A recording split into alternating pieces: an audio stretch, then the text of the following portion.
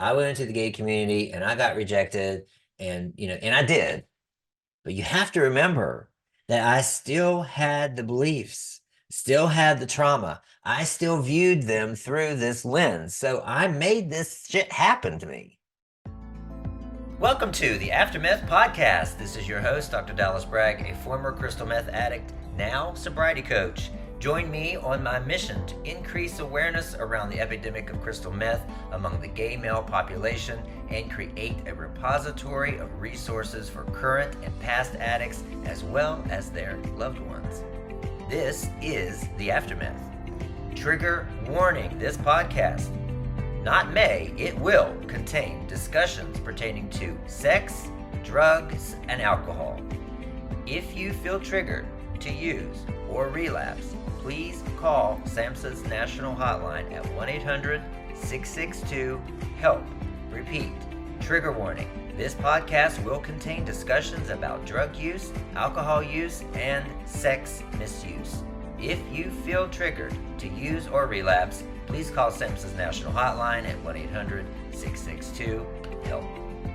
Hey, today you're going to hear my story, all the gory details. I want to share with you a tool that I used to help me construct my story. And what this does is able to backtrack. It helps you to look back to see where in the world did this addiction experience begin. Not in a place of trying to blame people, places, or things, but to narrow down the cause so that you can work on the solution. I'm going to share it on the screen here. This is my road to addiction. Starts with early messages. Those came beliefs. Those became my reality, which I fixated on, and eventually my addiction. Next stop, recovery. If you want a blank version of this form, I'm going to put the link in the show notes. Go ahead, click there, fill it out for yourself. If you need help, want my advice, reach out. Enjoy the episode. All right, welcome to episode 2 of the Aftermeth Podcast. Today, we're talking to me, about me and my story. I wanted to do this episode to introduce myself a little bit more and to go in depth as to what brought me here. I'm going to probably refer to this episode in other episodes, in terms of referring back to what happened to me and why and how. So I would listen to this.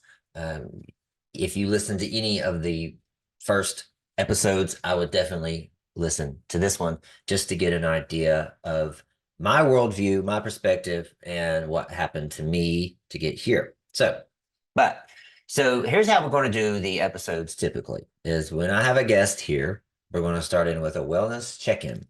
I also am going to clear the space every time too. The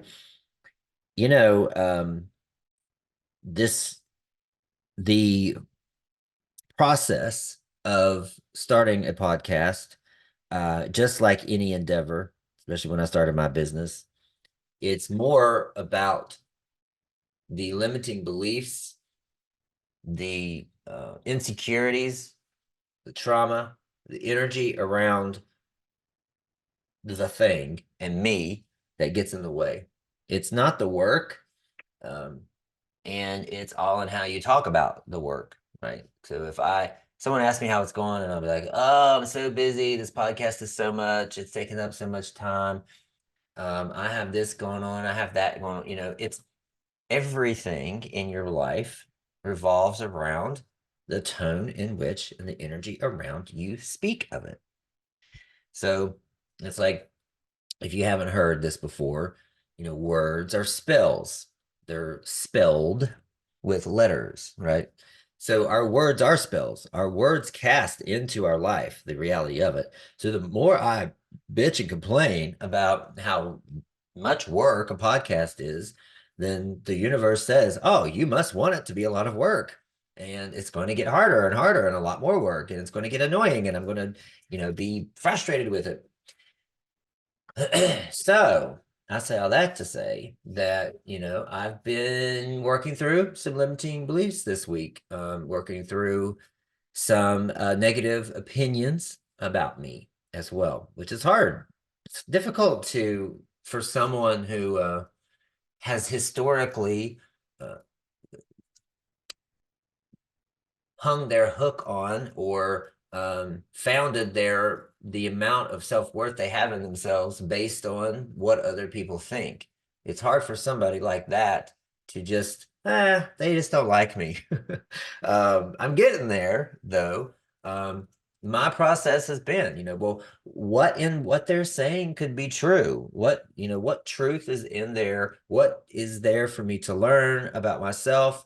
How can I stop, pause, and unpack this opinion of me and take it as something good? So that's what I've been doing, and I'm learning some things about myself. We're going to talk about in the episode series shadow work a lot. And shadow work is discovering some unconscious blind spots that you have about yourself. Sometimes they're conscious, you know about them. Sometimes they're not. But I'm learning some things about me that I was like, you know, I didn't know that I was like that.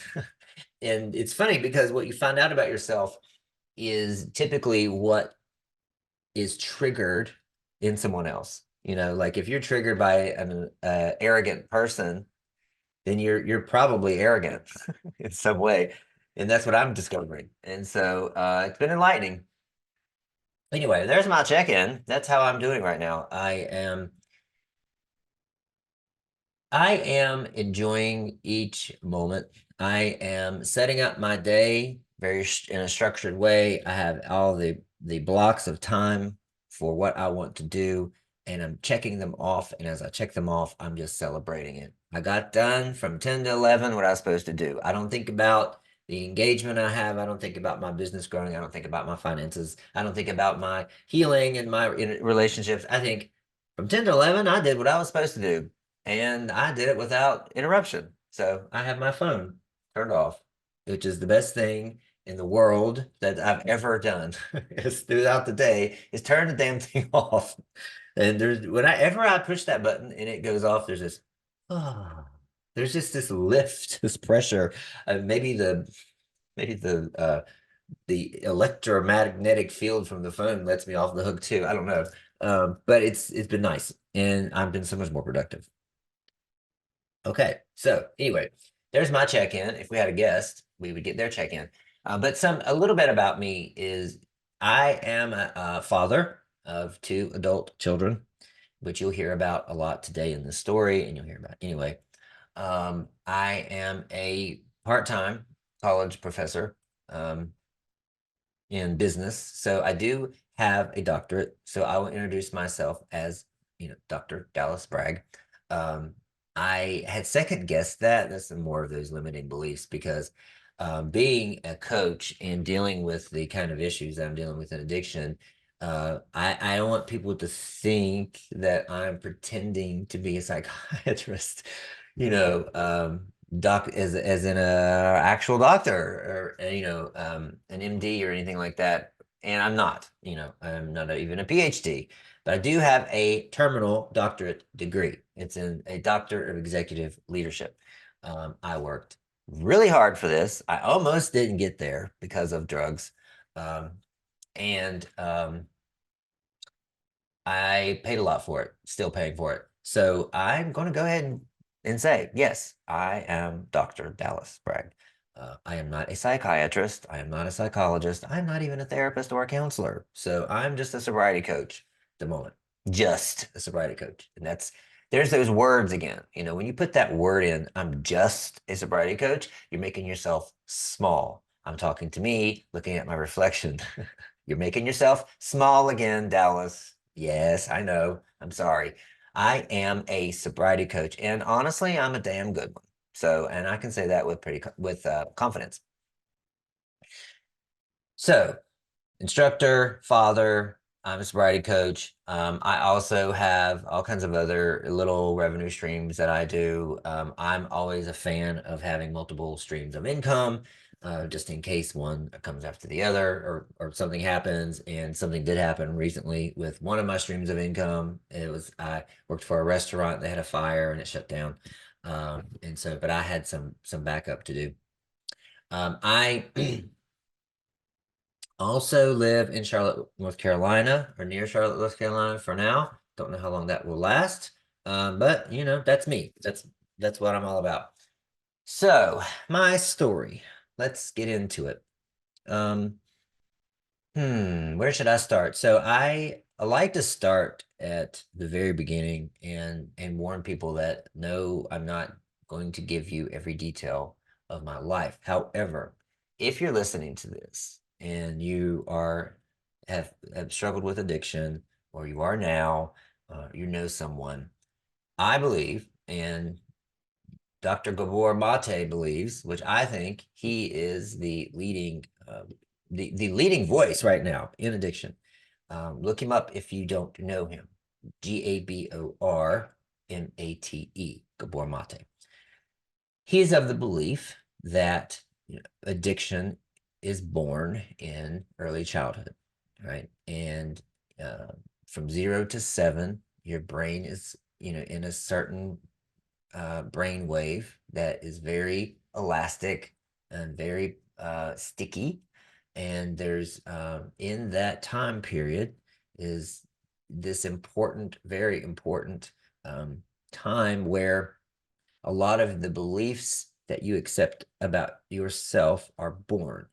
And you know, even there's other people too. Like if you look at the studies with the ACE, oh gosh, now I forgot what ACE stands for. um, uh, but it's, you know, it's these conditions. It's a list of 10 questions. And if you this is why I would like to have a co-host, somebody who knows things that could say, hey, what's this ACE mean? um Adverse child experiences. We don't, who needs a co-host?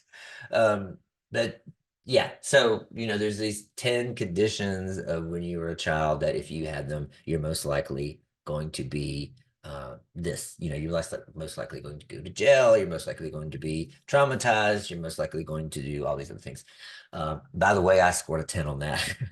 So but it's a good precursor and assessment of a predictor of how you grow up and what you do in your life. And so I think the same thing exists with addiction. So let me stop pontificating and give you the story. And also, I would say this is a common story. If you have battled meth addiction, especially if you're a gay man who has battled meth addiction, this story will sound very familiar, maybe eerily familiar, because, you know, I thought in the beginning when I was getting sober, I was like, you know, that I was something special, that I had this, you know, this one of a kind, unique take on life. And then I found out, oh, everybody else did this too, at my age, you know, or even not my age, but especially men who waited later in life to come out. So my story begins in West Virginia. So I used to have the little titles and chapters, and when I write my book, I probably will. But this, if I had a title to this chapter, it would be Country Roads Take Me Home to the Place I Don't Belong. West Virginia. And I only say that because I never felt like I belonged anywhere.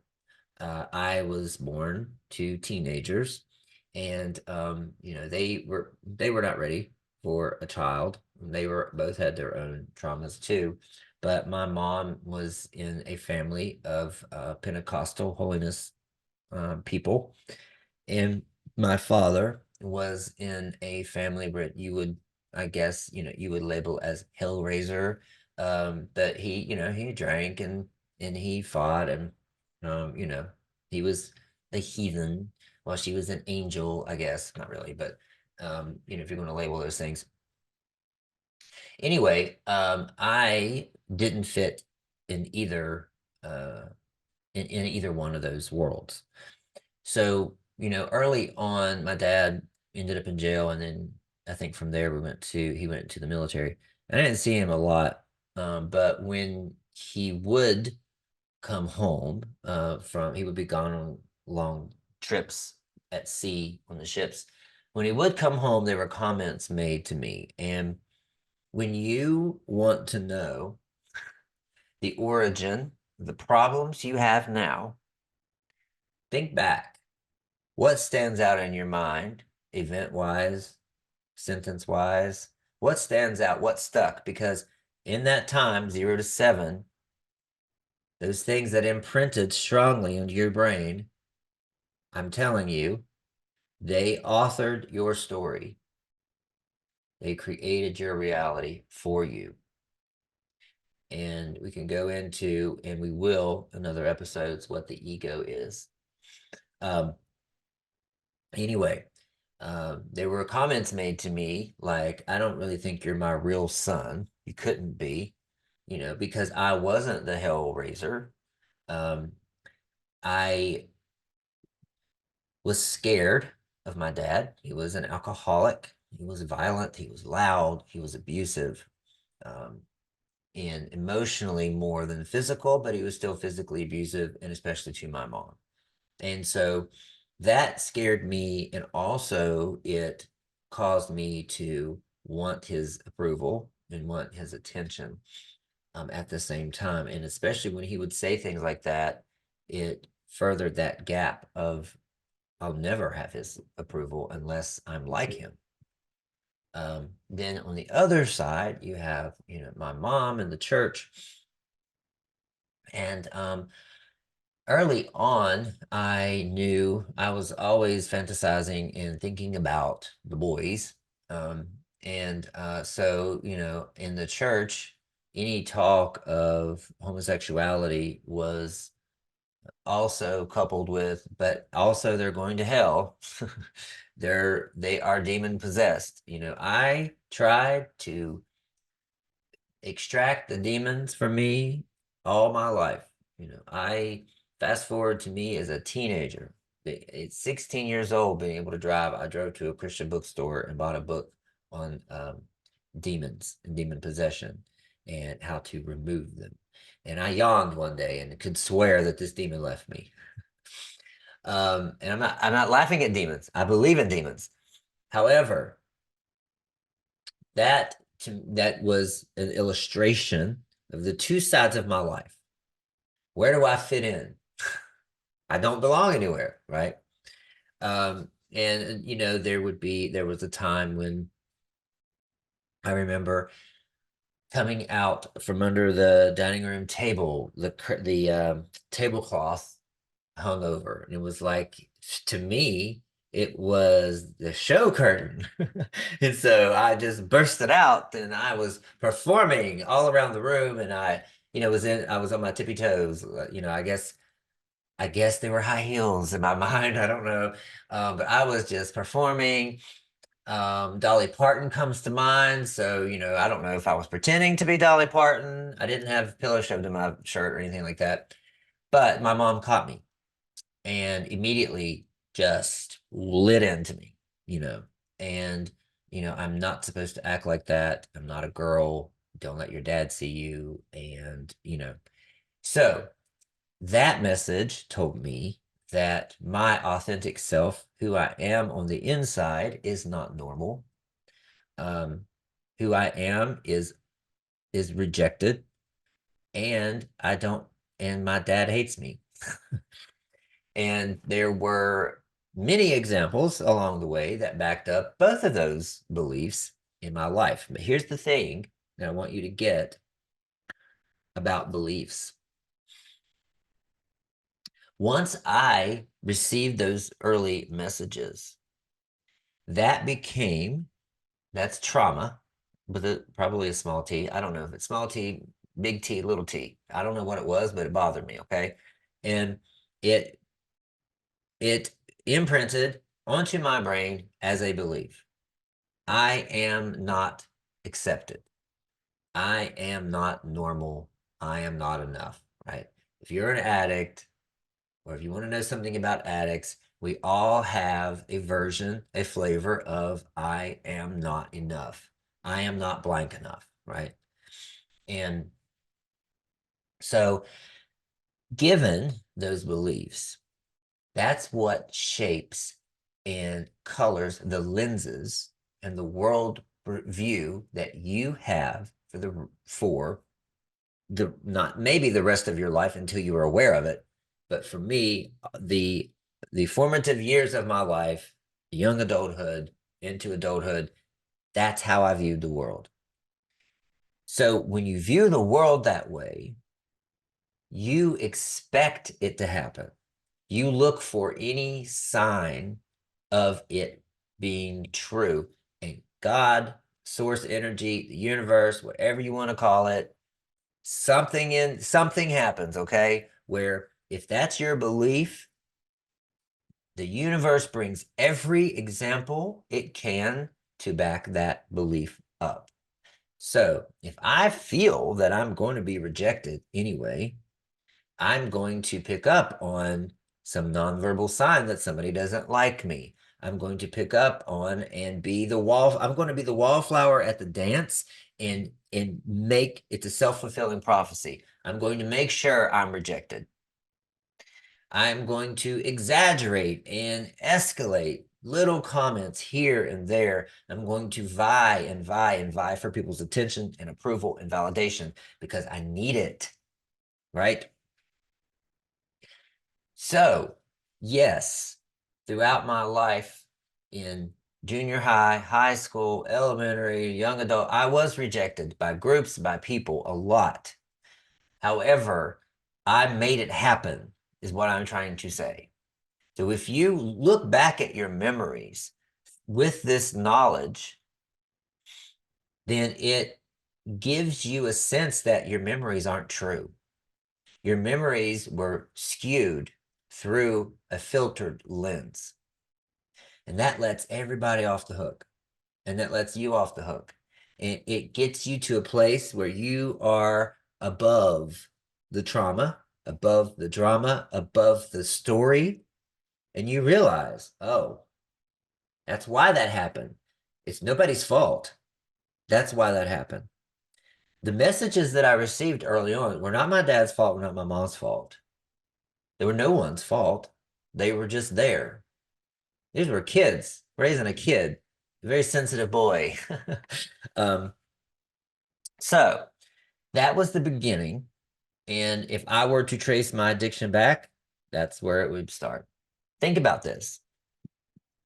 And I'm not trying to marginalize and simplify it too much. From two sentences said to me as a boy that stuck with me till now. I'm 47 years old. That stuck with me till now.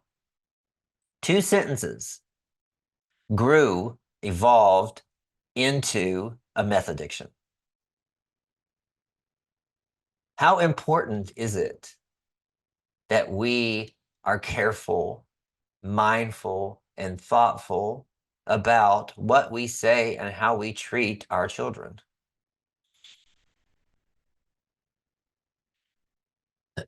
So, continued to not belong anywhere, but I kind of clung to my mom, because I became so angry and resentful and I hated my father so much that I decided I would never be like him. And to be the opposite of him was to be a church boy. So I dove into church. So, I would continue. I kept all the gay stuff to myself, but I continued to secretly try to be delivered from it.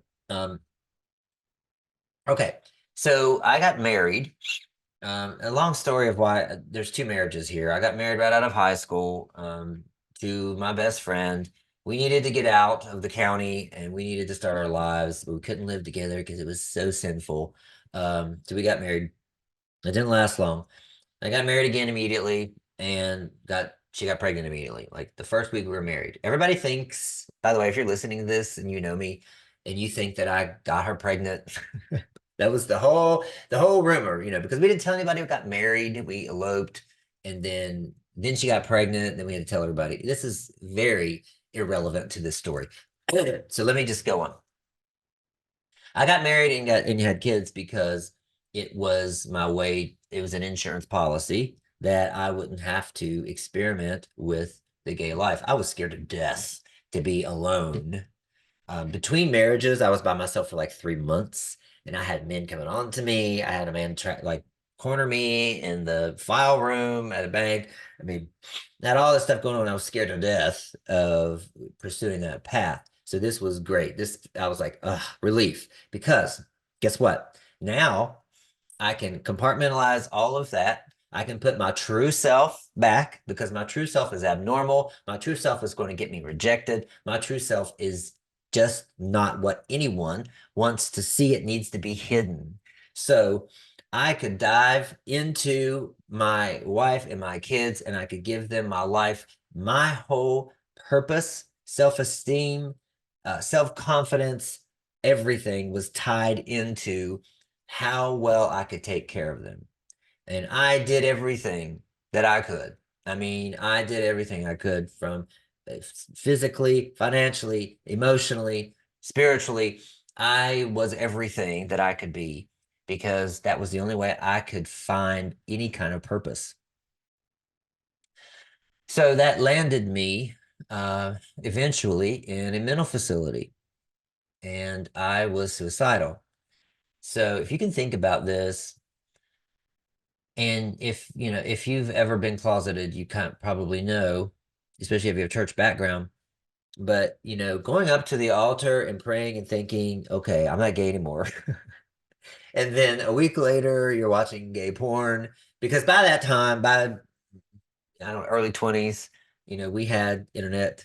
Um, I remember we had with my first wife, we had internet. We had a Gateway 2000, gigantic computer, and you could go on AOL with dial-up. You had the rooms and everything. And then I just remember the first pornographic picture that came up, and I waited for like 15 minutes for this thing to load. And I was like, it was, I mean, I was early 20s and never seen I'd never even seen another penis. Okay, this is irrelevant too. But anyway, I eventually, eventually was just so worn out and tired, exhausted from this cycle. I was eaten alive inside from the self-loathing and the self-hate of saying I'm not gay anymore and then being gay and then hating myself, thinking I'm going to hell, thinking what is wrong with me, agonizing. I have journals from the 90s where I agonized and agonized and agonized about this. I would say at the end of the day, I didn't look today at a man. It was just this constant battle. And so I decided I was just going to end it. I'm just going to end it. Forget it. It's just too much. I don't want to live this way. I'm not being, a good example for the kids, blah, blah, blah. And in that mental facility at the end, that's when I, quote unquote, came out to my wife. It was more along the lines of, I have unwanted homosexual tendencies, which was the term at the time. And if you read what is Every Man's Battle, some of these books that the Christians release for you to pray the gay away. There's unwanted homosexual tendencies, and that we were going to pray about it. We never spoke about it again, by the way. After I got out of the hospital, we never spoke about it again until she found gay porn on the computer. Because of course I went back to it. But anyway, eventually it just became too much. It became too much, and I had an epiphany one day I was in the bathtub, and I was like, you know what? What would it be like if I just said, this is a part of me, it's always going to be a part of me? And there was just this relief, this alignment. It's like the battle inside subsided. And I just felt it all the way through my body and out my feet. It was like, I can breathe. Like I had been so wound up and so just like trapped in my own body for 36 years. I can breathe. Wow. okay, all right. So what am I going to do about this? So I ended up coming out and I did not do it in the right way. I did not do it in a sensitive way. I did not do it in a compassionate, sympathetic way for my wife, for my kids. I left like 2 weeks later. Because the thing is, I've waited 36 years for this, not just being gay.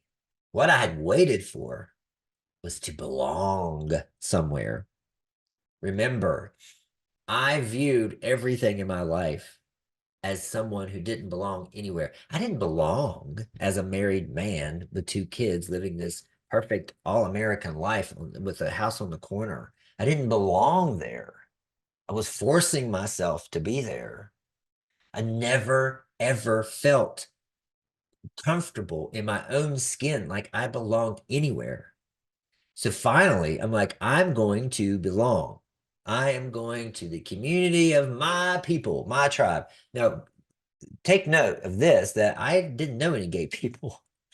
And only thing I knew about gays were Will and Grace, the show. And of course, that wasn't an accurate representation of gays, the gay life or whatever.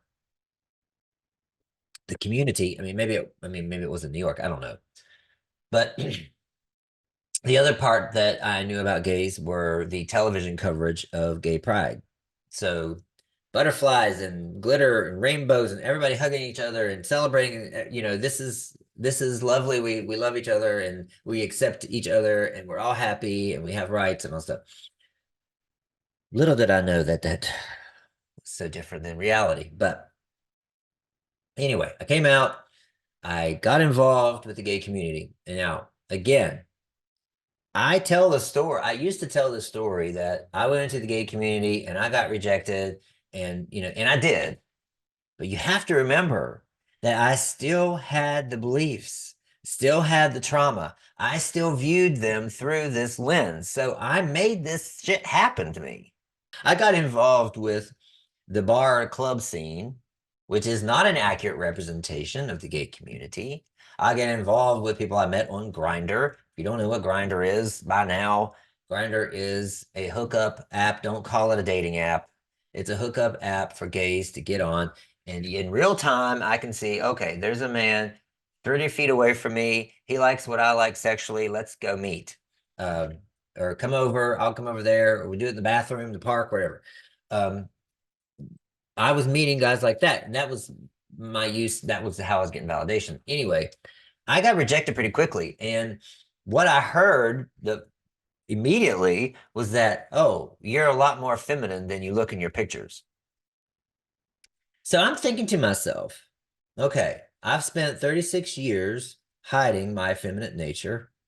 I've dressed in boxy, like Sears clothes.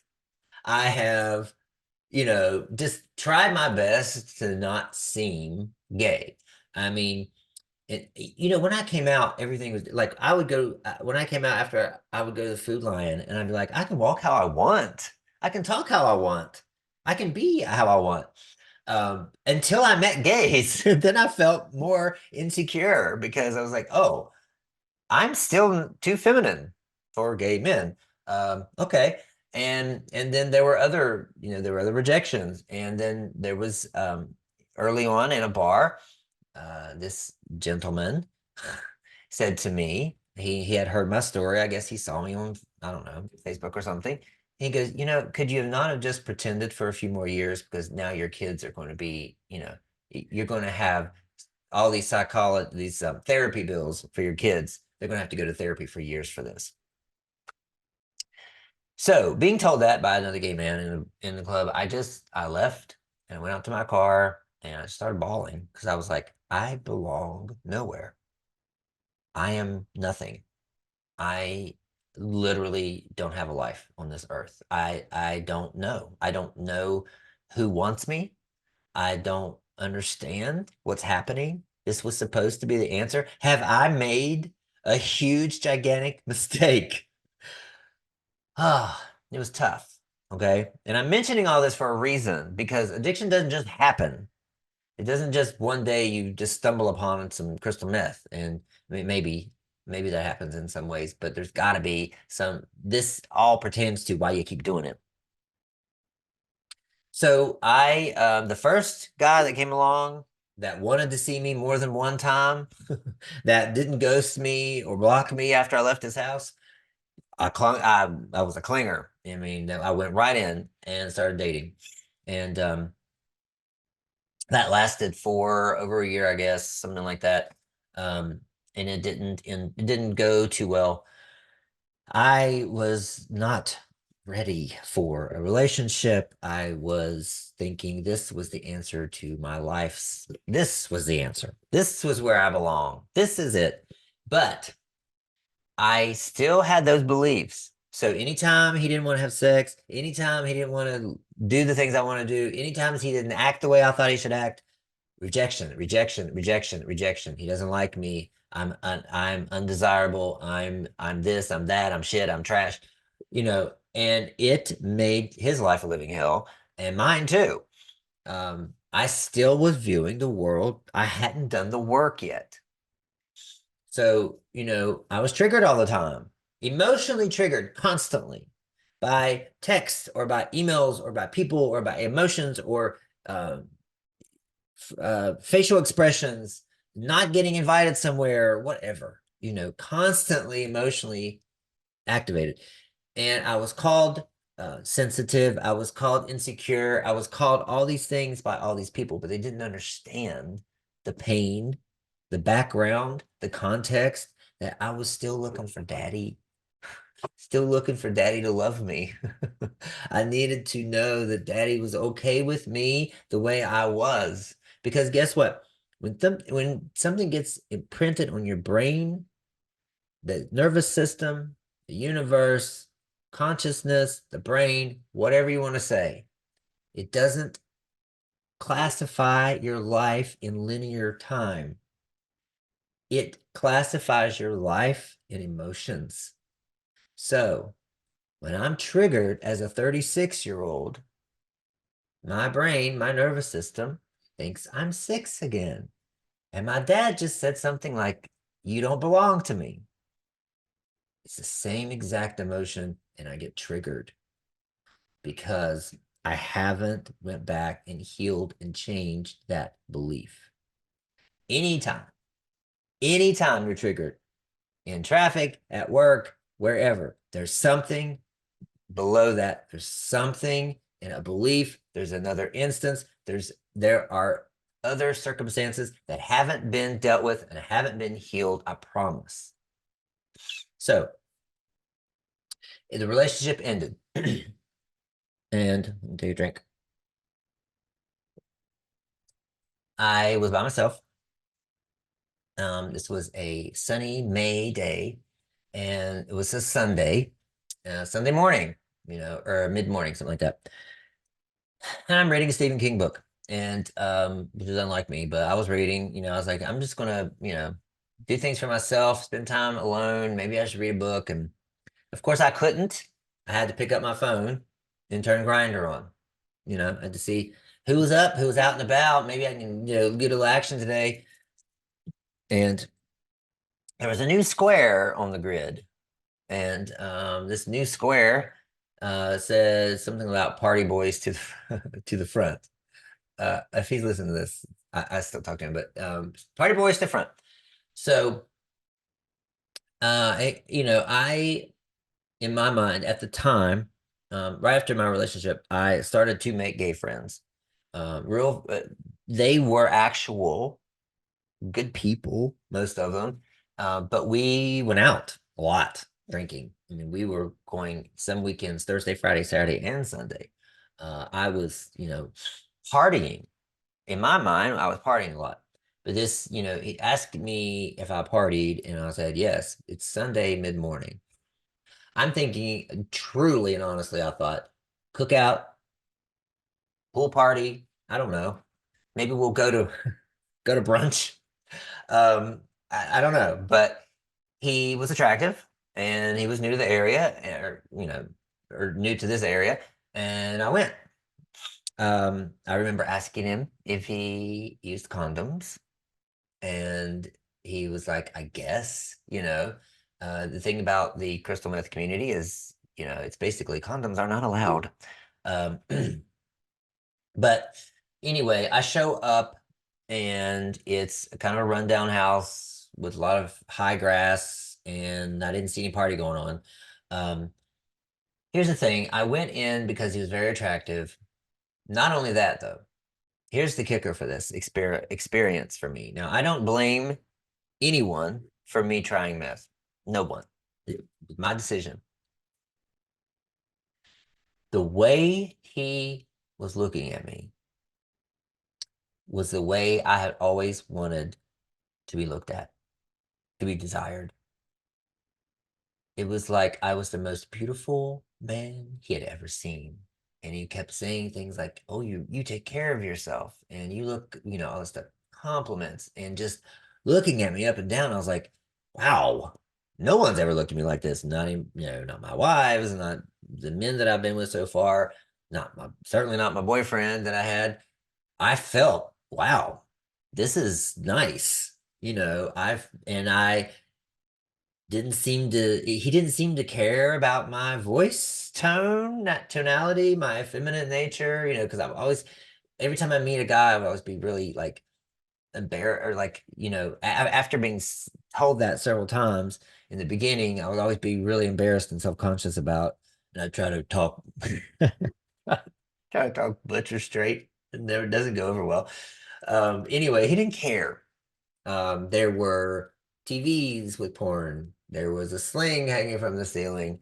I didn't know at the time that's a crystal meth setup, right? Not only, I mean, I know people use slings and they don't use drugs. I get that. Please don't at me on that. But it is typical with crystal meth to do, kinky fetish stuff. When he handed me the pipe and thought that I knew it because I told him I partied, I could have decided to leave.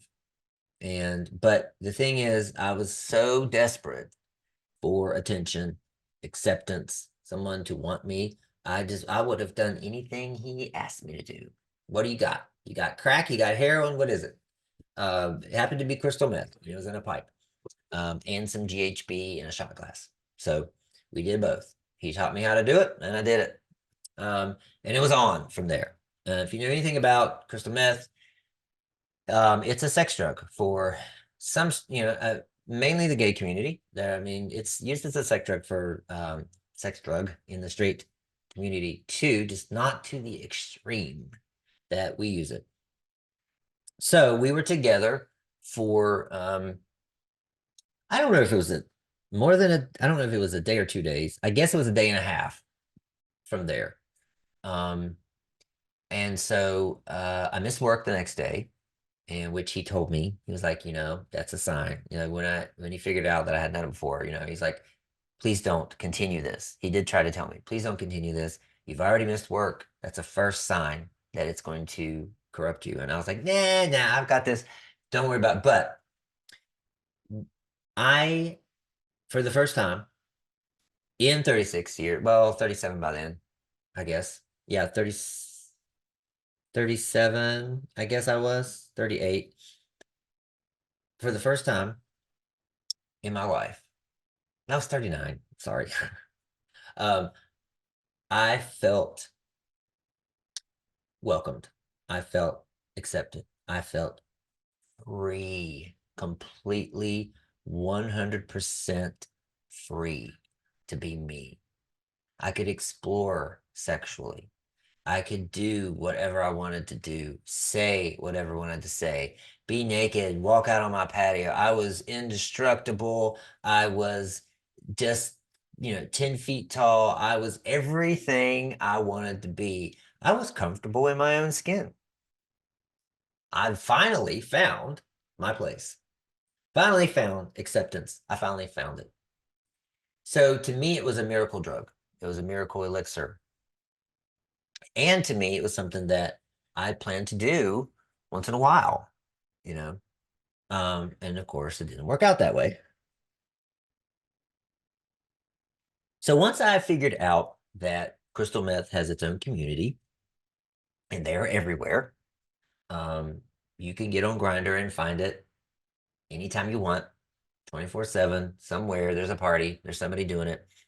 Once I find out that there's a community, its own language, that it's hiding in plain sight. I dove in with 2 feet because I wanted to know everybody. I wanted to get into the community. I became a social butterfly. I started to meet them all and doing it as much as I can. Now, I had the kids every other week, and they were teenagers. I had them every other week. So at the beginning, it was, I'm just going to do this on the off weeks. Then it became, yeah, I'll just smoke some by myself while they're here after they go to bed. Then it became, it bled into every single day, every single night. And I was smoking for a while. Um, for the most part, at the beginning, I could handle it. And then, of course, it just got out of control and I started getting crazy at work. I was an executive at a law school. I was teaching in an MBA course. I was showing up to work bonkers. I was leaving early or not showing up at all. They knew something was wrong. I was losing a bunch of weight. And I loved the riskiness of it. I loved the fact that at 5 a.m. I was out there doing a drug deal somewhere and a sketchy ass night's in, tripping over bodies and blood, whatever, to get my baggie. And then at 8 a.m. or 9 a.m., I would show up at the executive meeting. But to me, I showed up at the executive meeting, very friendly, upbeat. But what I was crazy and out of my mind. And, people would tell me this. So I lost my job. And the school was going to close anyway, but they were going to let me go. But I lost my job. That was the first step. And then I was arrested. I had a tendency, and if you are an older gay man who comes out late, and in the drug scene, you might resonate with this. I would take in all these wounded birdies. Hey, Dallas here. Are you tired of stacking up the white chips? 12 steps hasn't worked for you. Been to treatment several times, feeling pretty hopeless. You're asking yourself, will I ever be able to get past relapse? Will I ever be able to string together a substantial amount of sober time? I'm here to tell you that oftentimes the answer to relapse is a slight shift in perception. Actually, any growth in life, spiritual, mental, emotional, it's one perception shift after the other. I'm giving away my free 28-day reframing relapse online course to help you shift your perception about your addiction, your relapse, and yourself. This 28-day program has daily journal prompts, guided meditations, and 2 free 30-minute coaching sessions with yours truly. At the end of this 28 days, you will look at relapse through a different lens and change the course of your addiction cycle. I promise you that. I could give your money back, but I'm not charging you anything. If you're interested, the link will be in the show notes, and I look forward to seeing you there. Young men who didn't have a job, didn't have a car. This particular one that I'm getting ready to mention, he was actually in his early 30s. So didn't have a job, didn't have a car, didn't have this, didn't have that, didn't have money. And I would take these guys in, give them a place to stay, thinking they would really love me. I fell in love with every single man I did drugs with, especially when we did GHB, but I fell in love with all of them because I thought this was it. It was like Groundhog Day. And so this particular guy, had some mental issues. And what crystal meth does is if you're prone to schizophrenia or any kind of mental health issue, paranoia, it takes that and just exaggerates it, just like it exaggerates everything else. Um, I found out really quickly just how bad he was. You couldn't say meth. You couldn't say it out loud. You had to whisper it. He was always looking out the windows, just the guy was just He was just messed up. I felt so bad for him. We never even had sex. He was there for 2 weeks. But he got it into his head that one, for one day he got into his head that we had a girl trapped in our house because my daughter had a friend over. He thought that I had taken in like a trafficking kind of situation, and so he called the police. That's when I probably should have said, "You need to leave." But then next he left when I ran out of drugs completely. He left and he went to the police, made a statement about me, and they busted in my house the next day. I didn't have anything. Like I said, I ran out, but there happened to be still a shard in my car. So that was my first arrest. I ended up getting arrested 2 more times, all felony drug possession charges. The first one, I was able to do this 48 something. It's a forgiveness thing in North Carolina. Went on probation for a year. I got arrested like a year and a day after I got off of that. But then anyway, um, the story goes that my life fell apart. I ended up starting to inject. I started to, that's when my brain really took a turn. When I started to inject it, that's when it affected me. It affected the way that I think, behaved. That's when I did get some paranoia. I then could not work because I could not function enough. And I had to have a lot of injections throughout the day. I started to hang out with two other guys who injected a lot, and we got into a lot of fraud stuff. And then I became addicted to shoplifting. It was the way to make money.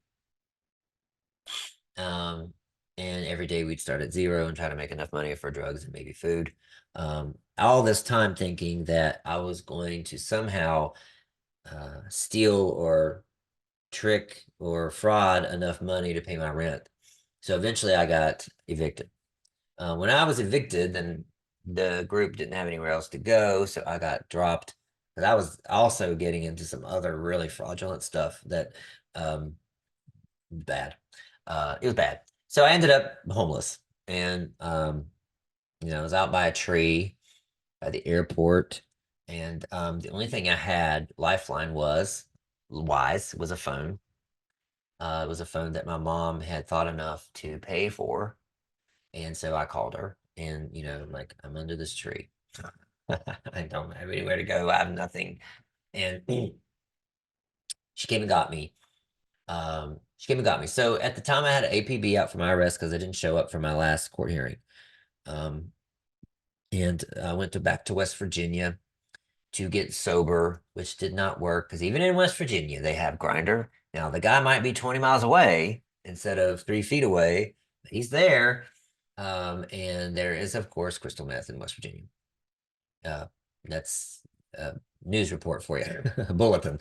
But anyway, I started using again and then started getting in touch with my buddies down here, and they were going to sell me a bunch, blah, blah, blah. So I had this guy take me to Charlotte.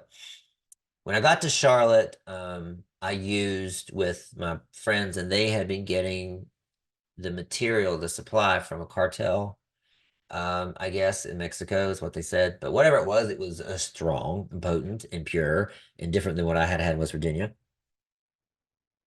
And it made me crazy. Made me cuckoo, out of my mind.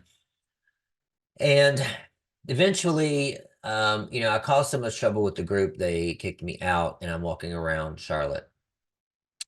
And I still had my bag with my laptop, my clothes and stuff, but I left it somewhere to get out and find a charger for my phone. I couldn't find my stuff. I had a dead phone and nothing to my name. And I was confused about what city I was in, where I was, and what was happening. So I saw a police officer and I gave myself up. So, and of course, the APB was there and I got arrested. That would be the fourth time. Fourth time I got arrested, started calling my usual, my mom, my sister, blah, blah, blah. No one would answer my call because they're like, we're done with you. 4 times, we're done with you. We gave you a chance in West Virginia, and you blew it. And so my I called my daughter. I remembered her number, and she answered. She always answered. She always cared. My daughter, no matter, and there's so much I left out of this that'll probably be mentioned in other podcasts when we talk about kids and when I talk to my daughter on the podcast. But I had done some really terrible things to them, to my daughter, enough that she shouldn't have been speaking to me, but she was still very concerned about my welfare. And not to mention some things had happened while I was gone. And so they picked me up. They, as in my daughter and my son. So my daughter was 16, my son was 14. They picked me up from the jail and we went to a park and, we talked. They told me the situation that was going on. And they're like, we need you. We need you. And I saw in their eyes that they needed me. And I had nothing left and had been through so much that I was like, okay, this is it. This is done. This is my rock bottom. This is done. I'm done with it. So they drove me to uptown. I got arrested. I got a job at a restaurant right away and started working my way back up. And and it wasn't just me, it was us. The three of us really worked together to rebuild our lives. And so from then on, I went into drug treatment court here in Mecklenburg County, Charlotte, North Carolina. Very strenuous. You had to attend rehab. You had to go to court every other week. You had to go to get tested like 4 or 5 times a week in the beginning. Make your way down. I had to ride a bus to the courthouse, pee in a cup, and then go. That was after rehab in the morning from 8 to 12, and then I had to go to work. So it was this really stressful, full, busy time, but it was my new addiction. I was ready to rebuild, and the dopamine I was getting from every milestone and from getting a place to stay and getting enough money, and then eventually my mom gave me my car back and this and this and this, and then we got a house to rent. And so I was addicted to that, to be honest with you. And then after a year and a half, after drug court was done, my charges were excused and eventually expunged. Thank you, God. And so after that, I was back to life. And I remember standing in front of the sink, it was full of dishes. My kids had left the sink full of dishes. And I was standing there looking at it, and I was like, this is not what I want. Like, for one thing, everything was back to normal, everything was balanced. And if you're an addict, you must know, or maybe what I'm talking about. You have to have chaos. You have to have this thrill. You're addicted to that lifestyle. And then when you get everything normal and back on track, there's something about that triggers you. And I was triggered, and I was like, oh my God. Well, now that I'm back, now that I have everything, I'm done with drug court. My charges are dismissed at that time. Maybe I could just use some, you know. So I picked my phone up and I go outside. And I walked into the woods and I was like staring at my phone. And I knew I had a choice to make. But so I picked my phone up and I just started deleting contacts, blocking and deleting numbers and people on social media, my old dealers, the people that I used to use with, one by one, everyone I could think of. And as I did that, there was another time in my life where I felt a release, where when I decided to be myself, I felt a release from head down. This time it was a release from feet up. It was just this energy release. Oh, I'm making a new choice. I'm going in a new direction. This is something new. And audibly, almost audibly, maybe it was audibly, I don't know, it's very strong. His voice said to me, we've been waiting for you. And I looked up and I was like, oh, the first time I truly felt a connection to something higher, something divine. we've been waiting for you. And I was just standing there weeping, obviously, and I look over and I see this dead tree laying on the ground, decaying. And then I heard them say, be like this tree. And it hit me that I had to die to everything that I was. Everything about me must die and become something new. I had to do, as they say in the 12 steps, moral inventory, which I don't, yeah, we'll go there later, but I had to start doing shadow work and a personal inventory of my trauma and my triggers and what got me here and an excavation of everything that had happened before. And the connection started to make sense. Then I had a project, and it wasn't a dopamine filled addictive project. It was, I am getting a taste of what it's like to be myself because I had to find out who I was. I couldn't be myself all my life because I didn't know who I was. Was on this journey now to a journey back to self. Who are you? Because guess what? Being gay is a tiny bit of who I am. And I had made it everything. And really, it's just a small little segment. Having an addiction to crystal meth is actually a small part of who I am as well. It's in the past. It informs today. And now I'm using it to help others and doing this podcast, but it doesn't define me. It isn't who I am. So I went on a quest to figure out, who is this? And what's this connection? And who are these people talking to me? And so that gave me new willpower. And then, so now it's been almost 6 years since the kids picked me up that day. It has not been easy. Quitting the substance, and if you follow me at all, you've heard me say this, quitting the substance is the easy part. The hard work is digging in to all that hurt, all that trauma, all that pain, the road that got you to where you are, and defining who it is I am and loving that person. And what does it mean to love that person, right? Like earlier when I said I'm just a sobriety coach, that's not self-love. That's making me small. And that is part of my work, is I began to notice how I spoke about myself, how I thought about myself, and getting to a place of loving who I am, being okay with being alone, figuring out and changing the beliefs. That's a process. I want to look into the world and see that I'm accepted no matter what. I want to look into the world and know that whoever I am is good enough. Now, I've come a long, long way since then, but it's never, as they say, it's not the destination, it's the journey, right? I've come a long way and I'm still working on it. The difference is that I'm aware of it and I know what the job is.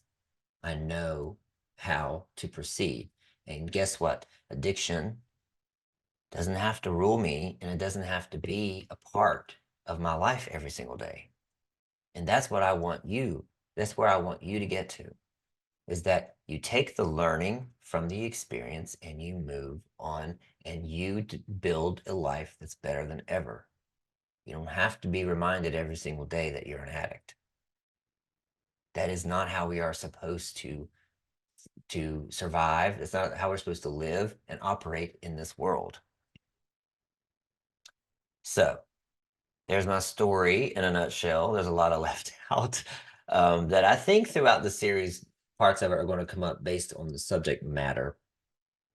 But I hope that if you're out there and you have been with this addiction, or you have a loved one who is especially a gay man but has struggled with crystal meth, you will understand a little bit more as to why we start and why we can't stop.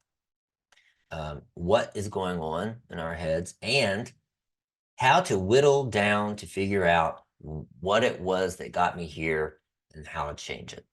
That's my hope through this podcast as well. So, whew, that being said, that was a lot of talking. If you have any questions, any comments, if there's any part of my story that you'd like to know more about, or any part of the story that you would like to comment about, there will be opportunities to make comments wherever you're seeing this podcast. You can also email aftermethpod@gmail.com. I do want to say you can subscribe to my newsletter. It's at drdallasbragg.com, DRDALLASBRAGG.com. It's very easy to subscribe. It's a weekly newsletter. Please think about joining the Facebook community that coincides with this podcast. It's a Facebook page called The Aftermeth. Just find it on Facebook and apply to join. There's some questions that you answer. This is an open and safe community of previous and current crystal meth addicts and their loved ones to receive help, encouragement, and resources along the way. I have surveys for that we're going to read on the podcast, and they're questions. You can submit a question. You could submit a story about your meth experience. If you're a loved one, you can submit something that you want help on, or a comment of some type that will be on the website. The website link will be in the show notes. If you'd like to call and leave a voicemail, you can do that. If you have these questions and what you're sharing, we're going to read on the air, and me and the guest will be commenting about it. So the number is 704-559-9555. So 704-559-9555. Also, if you can, please share, rate the podcast. It helps the algorithm, as you know, get to the podcast in front of more people. If you'd like to be a guest, or you want to suggest a guest, please send an email to aftermethpod@gmail.com. I would really like to hear from you. If you're a current addict, that's fine. Let's talk. We can disguise your voice or whatever. A previous addict, want to share your story or what you're doing now, I would love that too. Or a clinician, a therapist, whatever, whoever. If you're a friend of a meth addict, a loved one, a family member, a partner, whatever, I would love to hear from you. Just know that your story can help so many other people. Okay, that being said, have a great day, and I will see you next week, or whenever this, every 2 weeks, whatever we decide to do with the podcast. I will see you next time.